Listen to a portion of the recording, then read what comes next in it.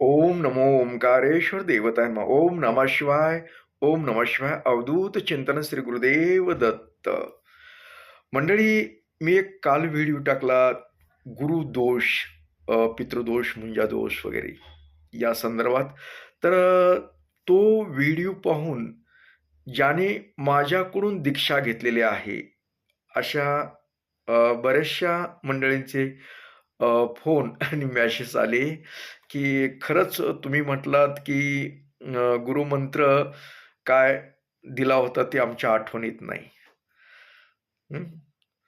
आणि खरंच त्रास पण होतोय, तुम्ही जसं सांगताय तसं.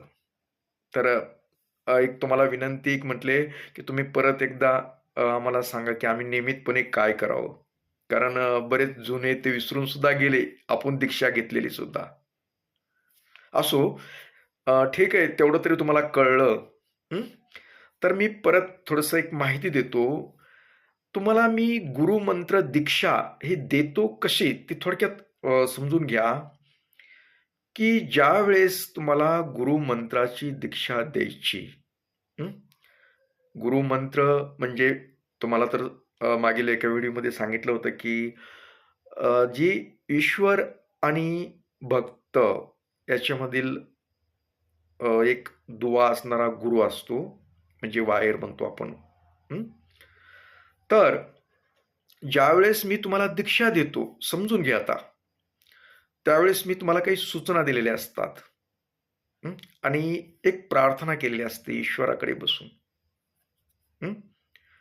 ज्यांनी ऑनलाईन घेतलेली दीक्षा आहे, त्यांच्यासाठी सुद्धा मी त्यावेळेस तुम्हाला मेसेज करून पण सांगितलेलं असतं, व्हिडिओद्वारे सुद्धा सांगितलेलं आहे, की मी अशी प्रार्थना करतो, प्रतिज्ञा करतो, हं, असं बोललेलं असतो. ऐकण्यात येतंय का तुमच्या?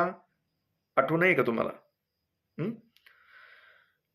पण असो, आठवण असो नसो, मी परत एकदा सांगतो तुम्हाला, की ज्यावेळेस मी तुम्हाला गुरुमंत्राची दीक्षा देतो, त्यावेळेस ओंकारेश्वर चरणी मी असं नतमस्तक होऊन मी एक शपथ घेतो, हं, की मी गुरु म्हणून हा जो व्यक्ती आहे, त्याच्या पाठीशी मी सदैव राहील. मेन त्यातलं काय, मी या व्यक्तीच्या पाठीशी सदैव राहील.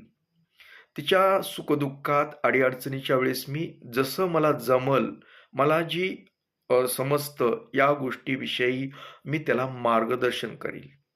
हं. वेळोवेळी समजा आध्यात्मिक गोष्टीत असेल प्रश्न, ते सोडवेल. मंत्रजपाबद्दल असेल, काय जे आहे, ते मी त्याचे प्रश्न सोडवील, त्याला वेळोवेळी मार्गदर्शन करील आणि मी जोपर्यंत जिवंत आहे, तोपर्यंत त्याच्या पाठीशी राहील. अशी शपथ घेतलेली असते. आता बऱ्याच लोकांना काय होतं, आम्ही शपथ घेतो, पण ती समोरची व्यक्तीच त्या लायकीची राहत नाही. बरेच जण त्या प्रमाणे आम्ही जरी शपथ समजा देवाची शपथ असल्यामुळे, देवाच्या समोर घेतल्यामुळे आम्ही ती प्रयत्न करतोच, की होता येईल तेवढं ती समोर कशी का वागेना, काय मूर्खपणा करेना, पण आपलं कर्तव्य गुरु म्हणून कर्तव्य आपलंही करायचं. हं.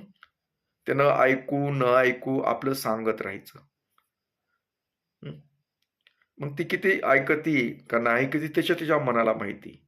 पण आपलं काम आहे, कारण आपण ईश्वरासमोर बसून शपथ घेतलेली आहे, की मी त्याच्या पाठीशी राहील. म्हणून आपल्याला शपथ मोडायची नसते. म्हणजे मला शपथ मोडायची नाही ती. म्हणून मी त्या व्यक्ती कितीही कसं समजा दुर्लक्ष करू आपल्याकडे, काही करू, ती मंत्रजप करते का नाही करते ही त्याची तिला जीवाला माहिती. हं. आणि जर करत नसेल तर आम्ही कनेक्ट होत नाही ती. आणि ती समस्याग्रस्तीच राहते सतत ते. कारण ईश्वराचं जी ऊर्जा असते ती काही तिला मिळत बी नाही ते. हं. पण मी माझं कर्तव्य नाही विसरत. ज्यांना मी दीक्षा दिलेली आहे, ज्यावेळेस ते प्रश्न विचारतात त्यावेळेस मी सांगण्याचा प्रयत्न करतो. त्यांना मार्गदर्शन करण्याचा प्रयत्न, कारण तशी आम्ही शपथ घेतलेली असते. अन् म्हणून करायचं असतं. कारण तुम्ही जरी ईश्वराला नाही मानलं, तुमच्या मनामध्ये बदल झाले, कुठल्या वातावरणाने बदल होतात, कुणामध्ये काही होतं, त्यावेळेस कळत नाही.